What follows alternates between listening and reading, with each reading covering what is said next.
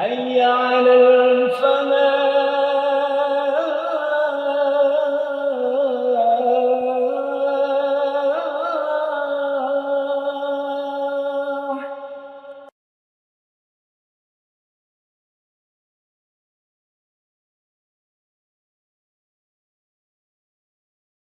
Bismillahirrahmanirrahim.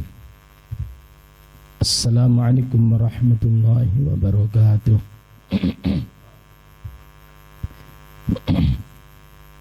Alhamdulillah. Alhamdulillahilladzi an'amana bi ni'matil iman wal islam. Wassalatu wassalamu ala Muhammadin khairil anam. Rabbi shrah li sadri wa yassir li amri wahlul 'uqdatam min lisani yafqahu qawli, amma ba'du. Para jamaah sekalian rahimani wa rahimakumullah, kami ucapkan taqabbalallahu minna wa minkum.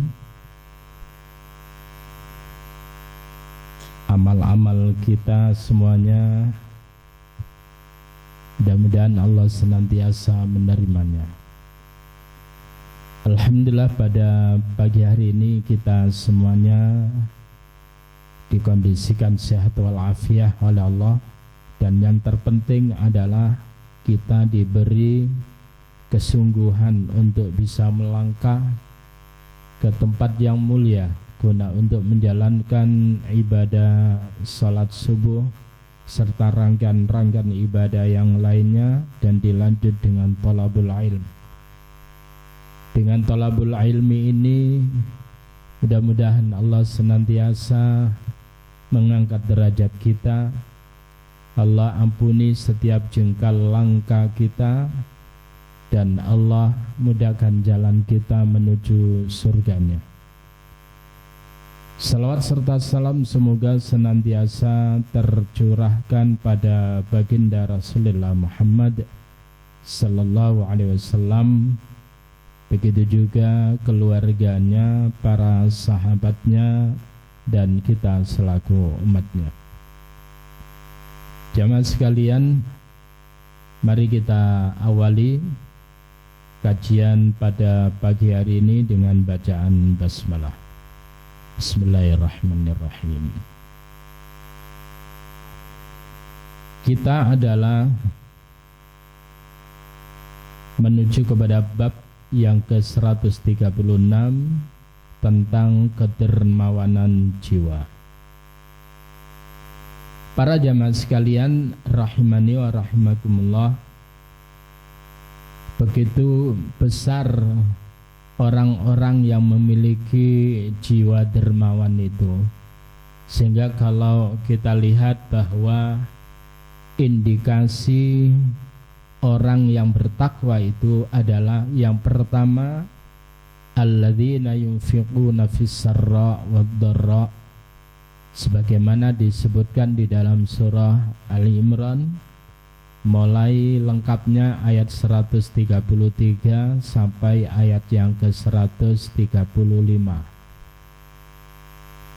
Jadi surga yang luasnya seluas langit dan bumi itu adalah uiddat lil muttaqin, disediakan untuk orang-orang yang bertakwa. Siapa orang-orang yang bertakwa? Adalah alladzina yunfiquna fis sarra wad dharra wal kadhiminal ghayz wal 'afina 'anil nas wallahu yuhibbul muhsinin. Jadi orang yang bertakwa itu adalah orang yang gemar infak, orang yang suka menginfakkan hartanya fis sarra, baik itu di waktu lapang, wad dharra, dan di waktu sempit. Jadi hal yang melekat pada diri orang yang bertakwa itu adalah dermawan. Lalu wal kadhiminal ghayz, yaitu orang yang bisa menahan amarah. Orang itu kalau ingin bisa menahan amarah, gak gampang murang-muring, maka berlatihlah untuk menjadi dermawan, sehingga Nabi menyatakan tahadau tahabbu. Salinglah kalian memberikan hadiah, maka kalian akan saling mencintai. Jadi kelembutan hati itu harus dilatih dengan kita ini memberi sesuatu kepada orang lain. Sampai kemudian Nabi menyatakan, takutlah kamu kepada neraka, jagalah dirimu dari neraka, walau bisyiqqin min tamratin, walaupun dengan secuil daripada kurma. Jadi untuk melatih. Saya teringat ketika Rabi'ah Al-Adawiyah, pada saat beliau tersebut itu mau makan roti, sepotong roti, tiba-tiba ada mengetuk di pintunya. Ternyata orang itu adalah dari pagi hingga sore belum makan. Maka kemudian orang itu mengiba kepada Rabi'ah Al-Adawiyah. Dan kemudian pada saat mau makan sepotong roti itu, kemudian ratego orang yang kemudian lebih parah nasibnya dari dirinya. Maka kemudian dipotonglah sepotong roti itu, sebagian untuk dirinya, sebagian untuk pengemis itu. Dan ini adalah kalau tidak dilatih nggak bisa. Tapi orang kalau sudah jiwanya dermawan itu gak isoan. Dan biasanya adalah orang itu akan memiliki kelembutan hati. Maka wal kadhiminal ghaidh, orang kalau sudah dermawan akan dimudahkan oleh Allah untuk apa? Untuk bisa menahan amarah. Orang kalau sudah bisa menahan amarah, itu artinya orang itu jiwanya itu lapang, jiwanya itu kaya. Lalu kemudian wal 'afina 'anil nas, yaitu memaafkan dari kesalahan orang lain. Sebagaimana usai kita sholat Id, budaya yang melekat pada Indonesia, kaum muslimin Indonesia itu adalah berjabat tangan, kalimatnya yang macam-macam itu ya, kosong-kosong ya. Tapi orang itu paham dengan kalimat itu, artinya paham ya. Wis salahku sepuron ya, salahmu ya tak sepuro. Ya, macam-macam itu kalimat-kalimatnya. Tapi hal itu adalah keren sekali. Orang yang bisa memaafkan kesalahan orang lain itu luar biasa. Bukan perkara mudah, dan itu adalah berawal ketika orang itu sudah menjadi dermawan, akan bisa menahan amarah. Kalau sudah bisa menahan amarah, dia akan gampang memaafkan kesalahan orang lain. Maka kemudian Allah katakan khudhil afwa, jadilah kamu pemaaf. Khudhil afwa wa'mur bil 'urfi wa a'rid 'anil jahilin. Ya. Jadilah kamu pemaaf. Wa'mur bil 'urfi, dan suruhlah orang lain untuk melakukan kema'rufan, kebaikan. Wa a'rid 'anil jahilin, dan berpalinglah kamu, menjauhlah kamu dari orang-orang jahil itu. Nah, para jamaah sekalian rahimani wa rahimakumullah, sehingga di dalam bab ini yang dimaksud orang yang dermawan jiwanya itu, sebagaimana diriwayatkan, haddatsana Yahya bin Bukair qala haddatsana Al-Laits an Ibni Ajlan anil Qa'qa' an Abi Salih an Abi Hurairah anin Nabi sallallahu alaihi wasallam qala, beliau bersabda, laisal ghina an kasratil 'arad, bukanlah orang yang kaya itu orang yang menumpuk kekayaannya, bukan. Dari sisi ekonomi ya, tapi bukan itu kekayaan yang hakiki. Jadi laisal ghina an kasratil 'arad, orang yang kaya itu bukan orang yang hartanya melimpah ruah. Walakinnal ghina ghinan nafs, tetapi kekayaan yang sejatinya itu adalah ketika jiwanya itu kaya, jiwanya itu lapang. Para jamaah sekalian rahimani wa rahimakumullah, kalau gambaran satu gelas ini itu kemudian kalau terkena garam, ya katakanlah sekelereng itu, kira-kira terasa enggak asinnya garam itu? Kenapa? Karena gelas ini adalah volumenya kecil, sehingga begitu kemudian ada garam, maka kemudian akan terasa garamnya. Tapi kemudian kalau sak baskom, seperti ya, sak baskom itu kemudian ada garam yang sama tadi itu, sak kelereng, kira-kira terasa asinnya? Tidak. Kenapa?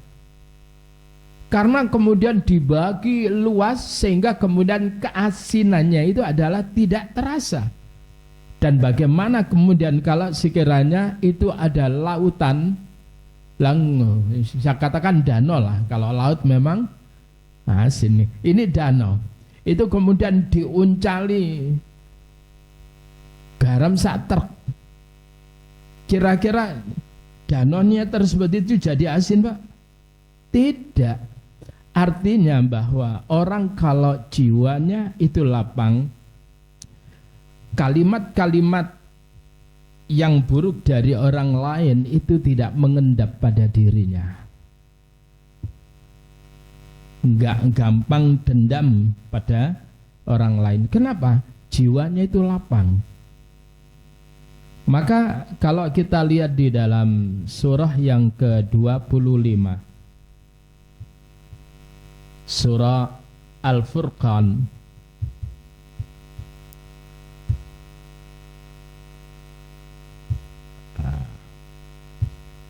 kita lihat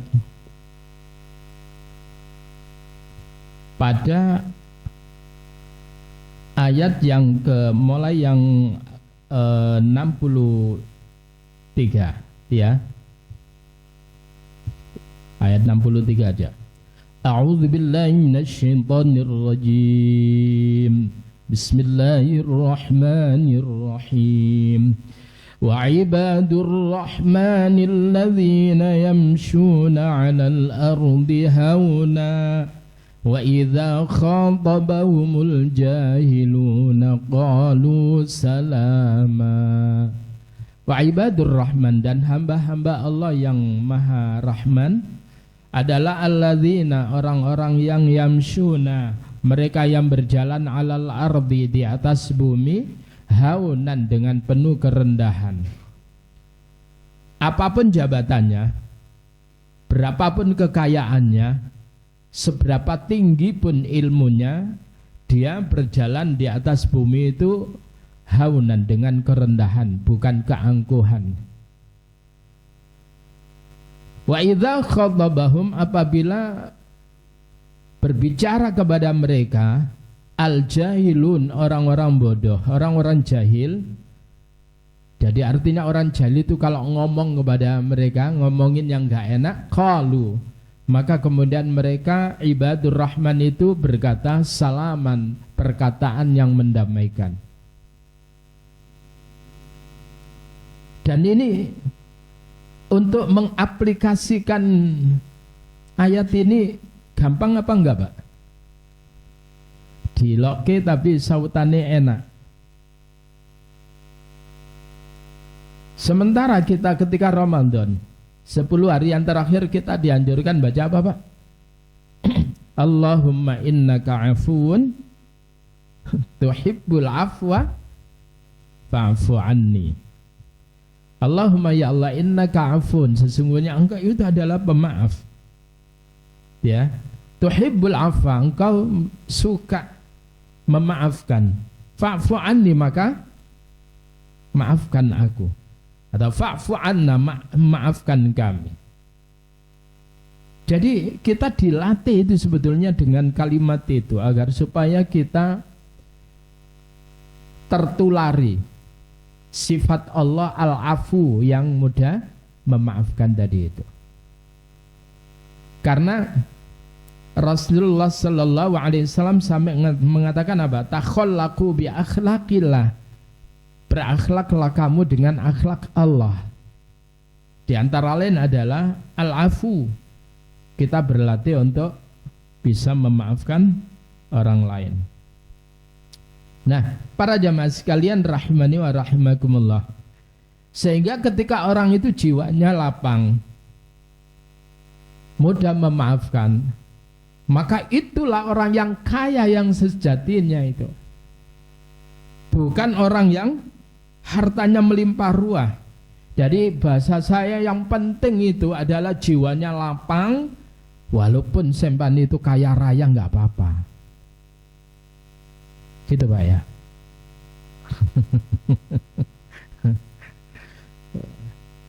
Wonge dodone koyo segoro lapang, maring ini kekayaannya berlimpah ruah kayak yang ada di lautan. Wah, luar biasa itu.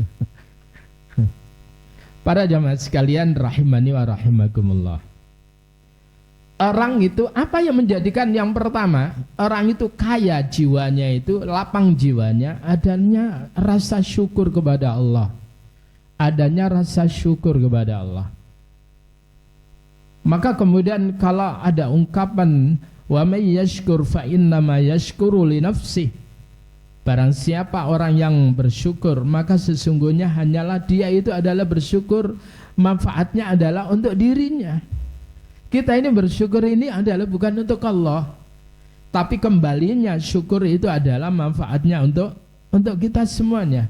Dengan bersyukur itu kemudian kita ini nyaman, lapang, lalu kemudian legowo. Tapi ketika kita ini enggak mensyukuri apa yang Allah berikan kepada kita, berapapun banyaknya enggak akan pernah cukup. Terkadang kita ini enggak punya standar cukup untuk diri kita. Sakjane standar cukup diri kita itu apa toh? Ya. Kalau kita enggak punya standar cukup, Pak, untuk diri kita, berapapun yang diberikan oleh Allah adalah kurang. Ya, coba kalau sekiranya satu, bahasanya sandang, pangan, papan, sabojone loh ya, sabojone. Nah kalau ini itu sudah orang yang hari ini aja itu bisa makan sehat walafiat, itulah orang yang kaya sejatinya itu. Tapi goro-goro kemudian kita ini nggak punya standar cukup, berapapun itu adalah kurang. Lah itu. Lah piye carane, Pak? Harus melihat orang yang ada di bawah kita. Sehingga kemudian Nabi mengatakan unzuru ila man asfala minkum. Perhatikan orang yang nasibnya di bawah kalian. Wala tanzuru ila man huwa fawqakum. Jangan kamu memperhatikan orang yang nasibnya di atas kalian. Lek ndelok ndukure awak dhewe, berapapun kita ini adalah seolah-olah nggak punya apa-apa. Ya. Sehingga kemudian Nabi mengatakan kalimat berikutnya tadi, huwa ajdaru. Karena hal itu adalah yang lebih pantas, yang lebih layak bagi kalian alla tazdaru bi ni'matillah, supaya kalian tidak meremehkan akan nikmat Allah yang Allah berikan kepada kalian.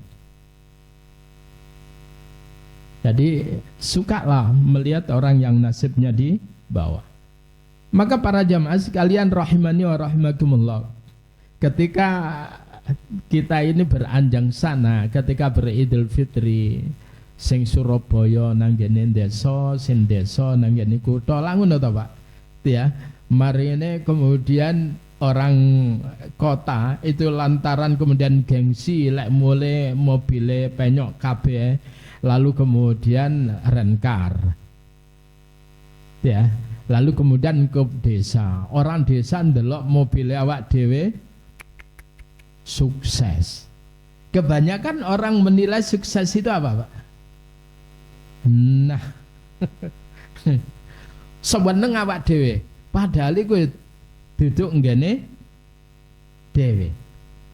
Dan orang itu sekali lagi sering kali keberhasilan seseorang, kesuksesan seseorang itu adalah dinilai oleh berapa kekayaan atau materi yang dimiliki itu.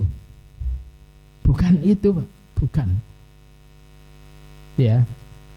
Nah, para jemaah sekalian, kembali lagi kepada persoalan. Jadi, lihatlah orang yang nasibnya di bawah kalian, supaya kalian itu mudah untuk mensyukuri nikmat Allah. Nah, berikutnya, haddatsana Sulaiman bin Harbin qala haddatsana Hammad bin Zaid wa Sulaiman bin Al-Mughirah an Thabit an Anas qala khadamtu Nabi sallallahu alaihi wasallam. Kata Anas ini, Anas bin Malik. Jadi Anas bin Malik itu diantara khadimur Rasul, pelayan Rasul, Pak. Khadim. Kalau kita mengatakan khadim itu kan pelayan, sehingga kemudian gelar yang disandang oleh Raja Arab Saudi itu apa, Pak? Khadimul Haramain. Khadimul Haramain. Mereka itu sewenang itu dengan menyandang kalimat itu daripada gelar yang lainnya. Ya, Khadimul Haramain, pelayan dua tanah haram. Nah, Anas bin Malik, Abdullah bin Mas'ud ini adalah di antara khadimur Rasul, yaitu pelayan Rasulullah sallallahu alaihi wasallam. Sing jenenge pelayan itu, Pak. Itu nilai pelayan itu apa kata kepada siapa dia menjadi pelayan. Kalau kita menjadi pelayan orang biasa-biasa, maka itu nilainya biasa. Tetapi kemudian ketika itu kemudian menjadi pelayan Rasulullah sallallahu alaihi wasallam, maka nilainya luar biasa. Anas bin Malik dari kecil itu diantarkan oleh ibunya Ummu Sulaim, ya, dan Abu Talha untuk supaya Rasul itu mau menjadikan Anas bin Malik sebagai pelayannya. Kenapa, Pak? Kok tega-teganya? Enggak, bukan persoalan tega. Tetapi tujuan daripada Ummu Sulaim itu adalah supaya anaknya belajar langsung pada sumbernya, yaitu Rasulullah sallallahu alaihi wasallam, supaya mendengar langsung, supaya melihat langsung, mendengar apa yang disabdakan oleh Rasul, melihat langsung apa yang dilakukan oleh Rasul. Sehingga Anas bin Malik termasuk Abdullah bin Mas'ud itu adalah melihat langsung apa yang dilakukan oleh Rasulullah, dan keilmuannya luar biasa, Pak. Seperti Yusha bin Nun, yaitu santrinya Nabiullah Musa alaihissalatu wassalam yang kemudian menjadi nabi. Itu santri kentil, Pak.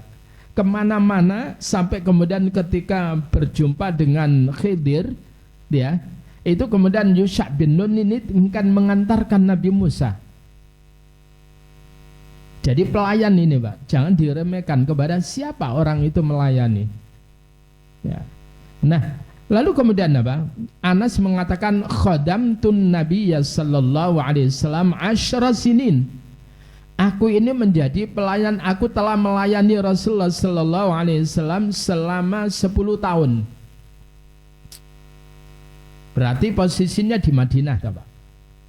Posisinya di Madinah. Fama qala li, maka Nabi ini tidak pernah berkata kepadaku uf, ya. Jadi Nabi mengatakan uf atau perkataan yang nadanya enggak nyaman itu, Pak. Kalimatnya menunjukkan makna yang enggak nyaman. Oh boy. Tidak pernah itu Nabi itu kepada Anas, kepada Abdullah bin Mas'ud, tidak pernah. Lalu kemudian apa? Uffin qattun, dia.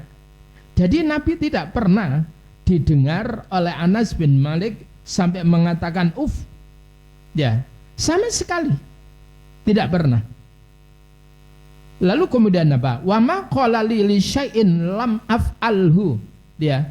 Dan Nabi ini tidak pernah berkata kepada Anas, kenapa kamu tidak melakukan ini? Kenapa kamu tidak melakukan itu? Ala kunta fa'altahu. Kenapa engkau tersebut melakukannya? Tidak pernah, Pak. Artinya Nabi itu tidak pernah mengomentari apa yang dilakukan oleh Anas bin Malik dan termasuk kepada Abdullah bin Mas'ud. Tidak pernah, Pak. Itu yang pertama. Karena yang pertama Anas bersama Abdullah bin Mas'ud atau pelayan Rasulullah, mereka itu faham apa yang harus mereka lakukan. Paham itu, Pak, ya? Dan mereka itu menjaga betul. Apa yang tidak disukai oleh Nabi, ya, pelayannya tidak melakukannya. Jadi ngerti job description-nya itu apa, itu ngerti. Ya, dia melakukan apa itu tahu. Nabi pun juga enggak rewel, enggak pernah kemudian mengomentari kenapa kamu tidak melakukan itu, kenapa kamu melakukannya. Tidak pernah itu. Lalu kemudian apa? Lima fa'al tahu, kenapa engkau tersebut itu melakukannya. Nggak pernah mengomentari hal itu. Artinya adalah Nabi itu orangnya, jiwanya lapang. Para jemaah sekalian rahimani wa rahimakumullah. Lalu Nabi itu punya pelayan, punya pembantu, yang dondomi pakan, dondomi dewe. Coba lawak dewe itu kan aleman. Ngerti, Pak, ya? Dewe pembantu itu aleman itu. Makanya ada pepatah orang Jawa itu jok aleman. Kemarin ini tadi pejabat itu aja sudah tiba-tiba tangannya enggak kuat membawa tas, Pak. Tiba-tiba aja. Begitu jadi pejabat, tangannya ini enggak kuat kayak loyo itu untuk membawa tas. Tiba-tiba dia enggak bisa membuka pintu mobilnya. Tiba-tiba dia enggak bisa membuka pintu mobilnya sendiri. Leren dibuka ke, leren ditutup ke. Iku aleman itu, Pak.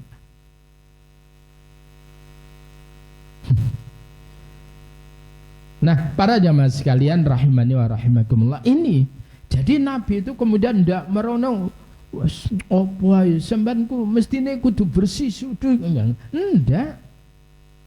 Di samping itu adalah karena memang para pelayan Rasul itu adalah tahu apa yang menjadi pekerjaannya. Bahasa saya itu profesional mereka itu. Bagaimana kemudian Abdullah bin Mas'ud, ya, ketika dia menjadi pelayan Rasulullah Sallallahu Alaihi Wasallam, dia mendapatkan pengajaran bagaimana membaca Al-Quran yang terbaik itu. Dan kebetulan Allah karuniakan qadarullah, Allah karuniakan kepada Abdullah bin Mas'ud suara yang bagus, kayak mizmar, kayak seruling, ya, seperti serulingnya Nabi Daud. Sehingga Abdullah bin Mas'ud itu di antara sahabat yang sering Nabi minta untuk membacakan ayat Al-Quran. Artinya apa, Pak? Yang harus pelajari. Kita ini jadi karyawan, jangan hanya sekedar fokus apa yang menjadi pekerjaan kita, tetapi kemudian tirulah langkah bos kita itu apa. Ngerti, Pak, ya? Kita belajar pada bos kita ini, kepada majikan kita. Kenapa majikan itu bisa sukses? Kita tersebut itu meniru. Sebagaimana Anas bin Malik, sebagaimana Abdullah bin Mas'ud, tidak hanya sekedar berhenti menjadi majikan, tetapi dia memperhatikan apa yang disabdakan oleh Rasul, apa yang dilihat dari perbuatan-perbuatan Rasul. Mereka berdua ini adalah berhasil, kalau bahasa saya, berhasil menduplikat apa yang dilakukan oleh Rasulullah sallallahu alaihi wasallam. Sehingga orang-orang yang dekat dengan Rasul itu adalah orang-orang yang luar biasa. Wong bayangkan ketika Abu Hurairah, di mana Abu Hurairah itu ahlus suffah.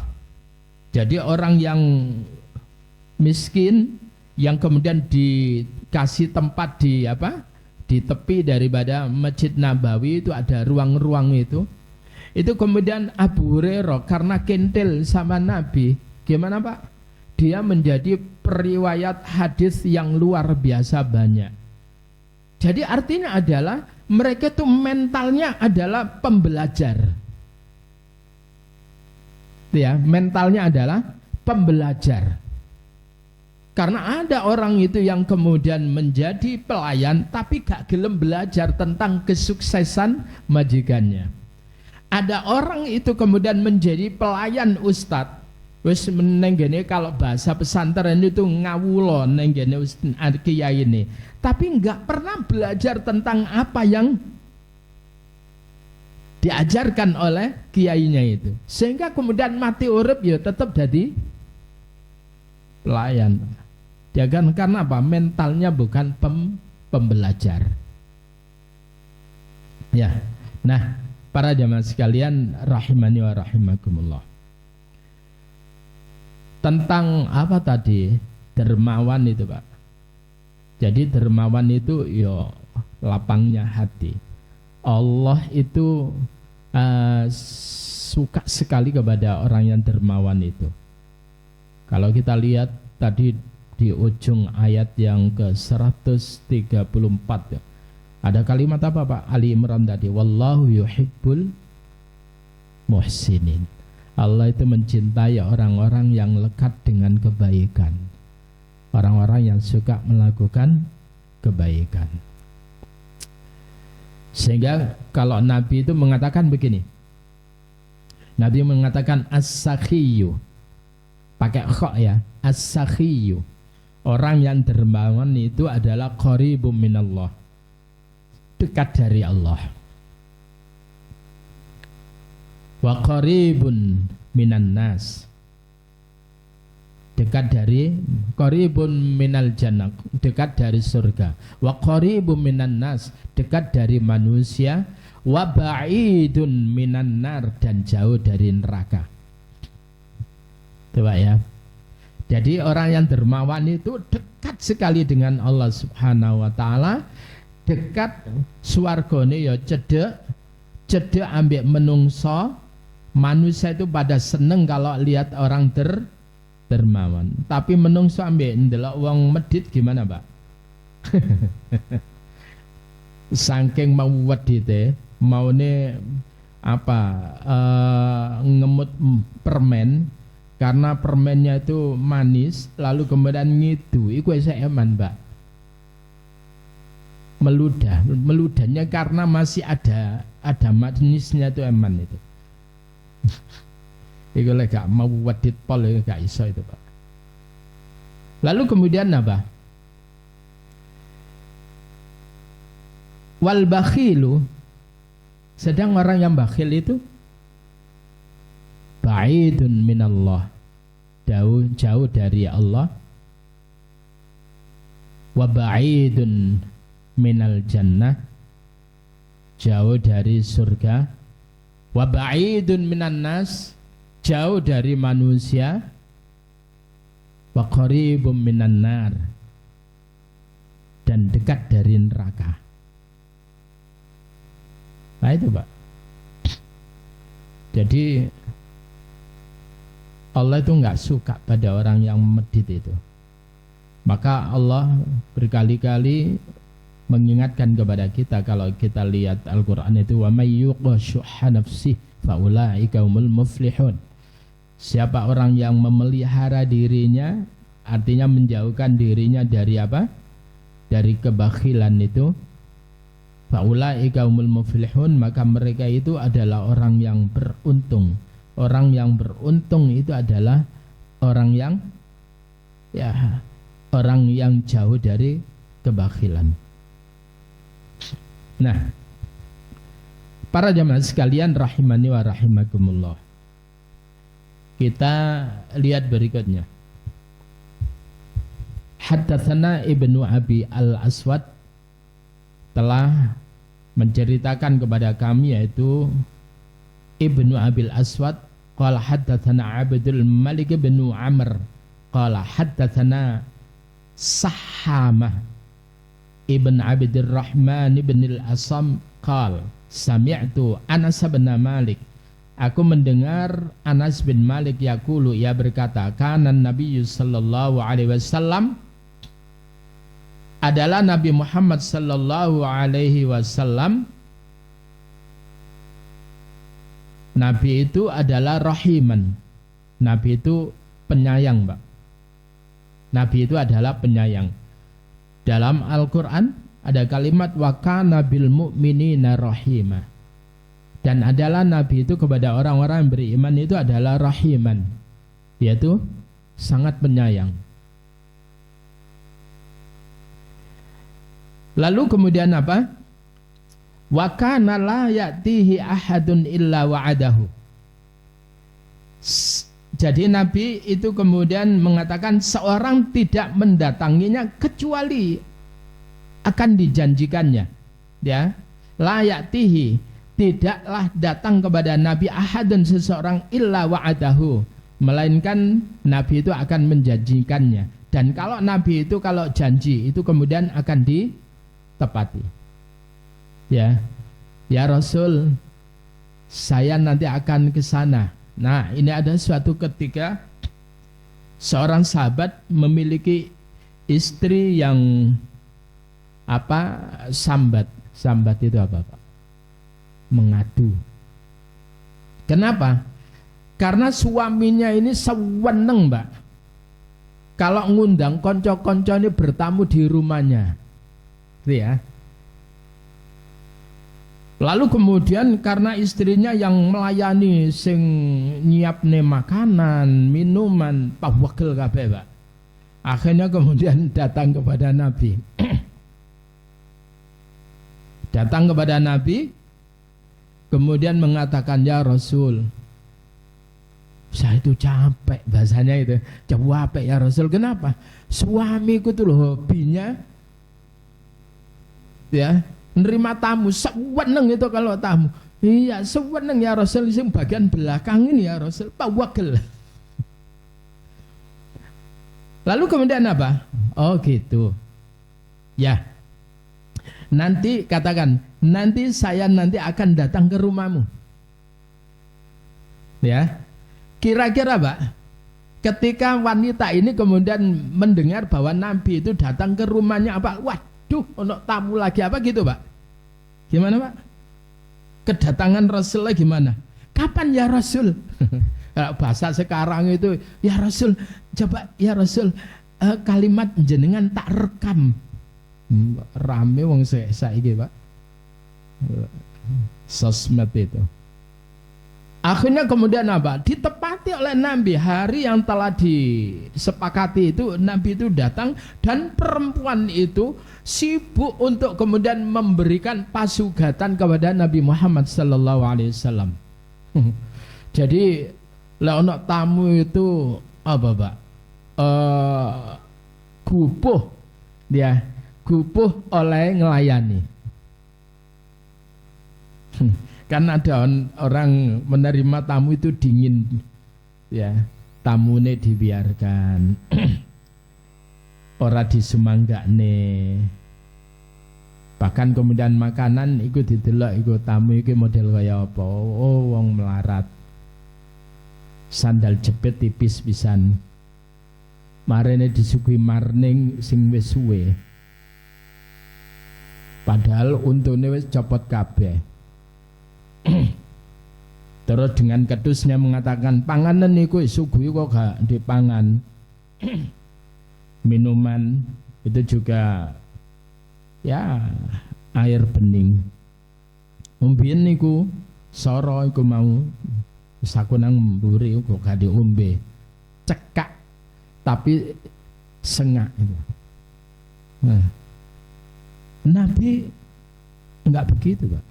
Nah, ketika perempuan tadi itu kemudian pada waktu yang telah disepakati, Nabi itu hadir. Dan begitu senengnya itu perempuan itu ketika ketemuan Rasulullah Sallallahu Alaihi Wasallam. Ya Allah, Pak. Jadi siapa yang nggak senang, Pak, ketemuan Rasul? Lawang ada orang mimpi Rasul itu senengnya luar biasa. Itu saya mimpi. Dan dia kemudian rumahnya ketemuan kerawuan Rasulullah Sallallahu Alaihi Wasallam. Loh, koyo apa senengnya itu, Pak? Setelah itu kemudian apa? Setelah selesai Rasulullah itu pamit, toh. Tetapi pamitnya Rasulullah Sallallahu Alaihi Wasallam dengan pesan. Coba kamu perhatikan ketika aku keluar, dia bersama keluarnya aku tadi apa yang kamu lihat? Paham itu, Pak, ya?